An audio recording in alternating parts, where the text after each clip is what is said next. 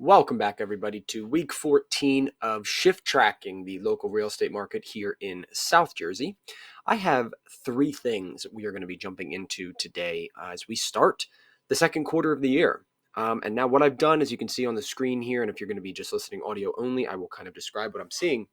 But we've taken January, February, and March, and we have boiled them down here a little bit into just their averages.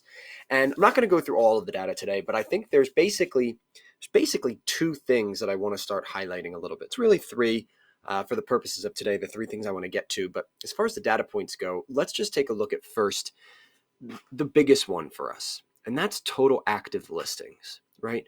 How many homes are available actively on the market in the range that we're viewing here? January, the average was 1501, right? So it's right about 1500 in January.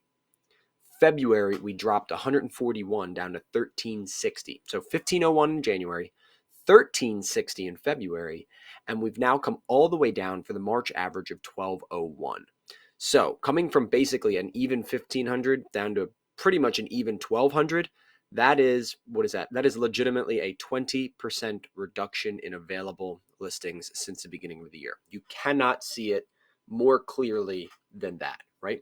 Now, at the same time, total volume has dropped the same because, right, total active listings is the units, volume is the volume or the additive cumulative total of all the sales prices. So our volume went from 500 million to 453 million to 408 million total on the market for those averages. So we can see that declining in both sides, and a fairly even about 20%, not quite as much of a drop in volume. We only had about a 92 million reduction in volume as opposed to the 100 that would get us to a full 20%. So a little bit under that, maybe 18% or something like that. Okay. Now, the real story that we start to get into a little bit is what happened with the prices, right? We care about how many homes there are for us to either as a seller be competing against or as a buyer have available to us. But at the same time, what happened to prices? Now, we talked a little bit about the difference in the national data in some of the previous videos. But one thing that we want to kind of remind ourselves right now about is what's happening with employment across the country. There has not been an even unemployment rate in all areas of the country. Actually, the West Coast's employment rate has been significantly higher in recent weeks and months as compared to the East Coast. What are the popular industries on the West Coast? Marketing, tech, different things like that, right? With a lot of companies being out there, Meta, the Instagrams, all the other kind of tech companies, they have laid off a lot of their staff, whether it be from cost cutting, whether it be they just overhired for a really long period of time, whether it's the advent of AI, and they're going to start to be able to replace a lot of those jobs with AI programs and some supplemental kind of added services to their core business. So, but on the East Coast, we have not seen that decline. So on the East Coast, our unemployment really hasn't gone down. People still have their money. People are kind of fat and happy where they are, for lack of a better term. So where we here in New Jersey have been tracking this, our median list price in January was 312. Our median list price in February was 311. So, just a little bit of a kind of evening out there.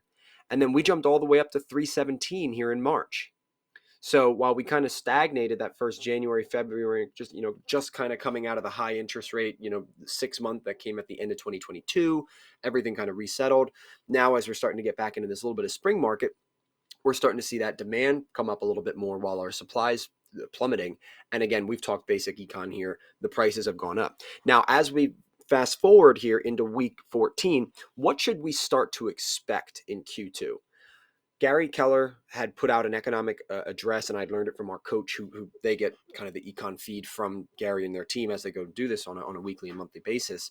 We're expecting a pretty good quarter two. And I say pretty good because it's really relative. Relative to the past, I would say 8 months we've had, we will see an uptick in business. But the crunch that we're going to start to really fear a little bit is going to be the second half of the year.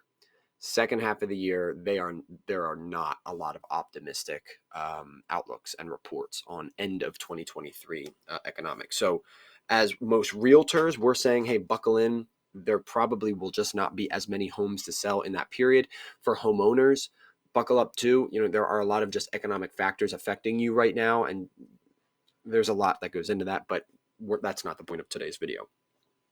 We should see, again, as we come through April and May and June here, the school sales will start to pick up, right? As people get close to the end of the school year, they may start to list their home right after the school year, most of the time in that June period, just at the start of Q3, as we kind of just tip the halfway point of the year. We will see our traditional uptick around there. But again, after that, all bets are off. Now, the one metric that is most applicable for us, and this is where we're going to basically end today's video, because again, just starting our Q2, I don't want to project too much. We just wanted to kind of do a little review of what happened in that January, February, March. But here's the only two categories which we've set records in this week, and that's our days on market.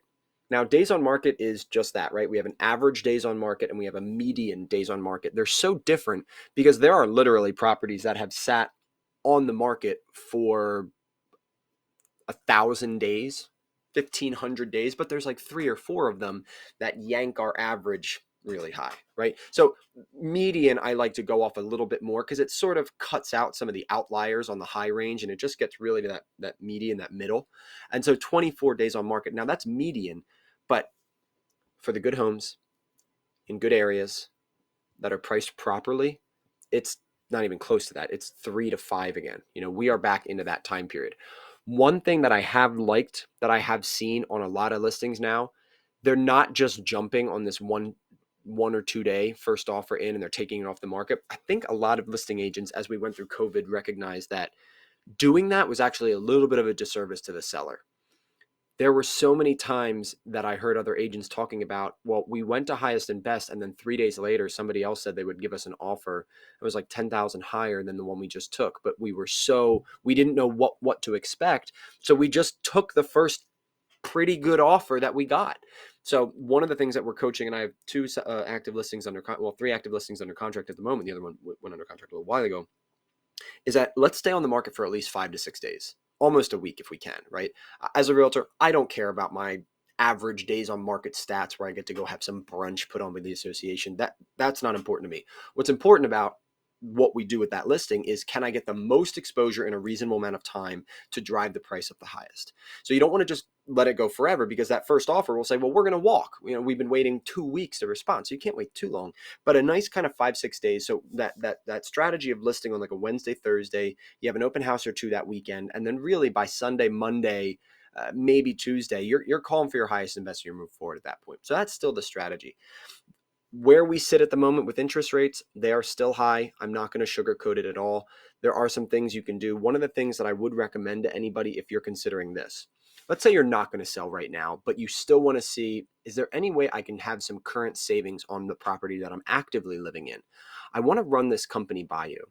It's called In-Center Tax, In-Center Tax. I think Solutions or something is the name of it. They came and did a lunch and learn at our office, and the lender that I use a lot now had recommended them to me, because what they'll do is, if you feel as though your property taxes are unreasonably high, right? Maybe they've just kept eking up. You look at maybe your neighbor's taxes and you're like, well, why is my taxes so much higher than theirs? Our house is even bigger than mine.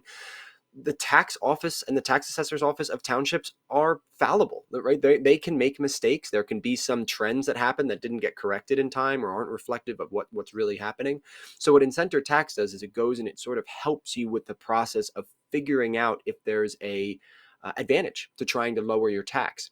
And don't quote me on this. You can read a little bit more, but I don't think they actually get paid unless they know that they will be able to reduce your tax, right? So it's not something you just have to pay to find out. It's, you will know that it will be, and only then would you pay for it. And obviously, it's up to you if you determine that paying them is worth the savings that you're going to get. If you're only going to get $1 a month savings, I don't think you'd ever go that low. But would it be worth it to pay the fee for this tax reduction service? So anyway, that's going to do it for here in week 14.